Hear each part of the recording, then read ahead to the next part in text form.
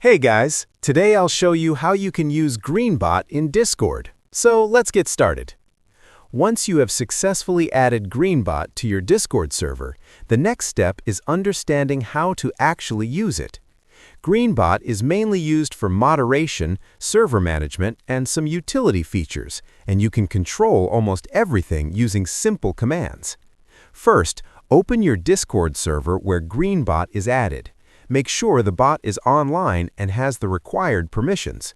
If the bot is offline or not responding, check that its role is placed above regular member roles in the server role settings. Now, to see what Greenbot can do, type /help in any text channel. This will show you a list of available / commands directly on Discord. / commands are the easiest way to use Greenbot, especially on mobile, because Discord automatically suggests commands as you type. For moderation, you can use commands like /kick, /ban, or /mute, followed by selecting a user. These commands help you manage users who break server rules.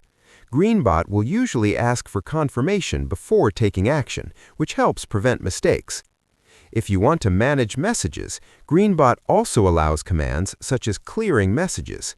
For example, you can use /clear or /purge, select the number of messages, and the bot will remove them instantly. This is useful for keeping channels clean. Greenbot also supports basic utility commands. You can check server information, user details, or bot status using commands like /serverinfo or /userinfo, depending on the version of the bot you are using.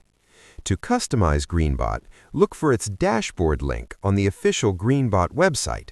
From there, you can enable or disable commands, set moderation rules, and configure how the bot behaves in your server. If a command does not work, always double-check that Greenbot has permission to read messages, send messages, and use /commands in that channel. That's how you can easily use Greenbot in Discord to manage and improve your server experience. That's it. I'll be back with more in the next video.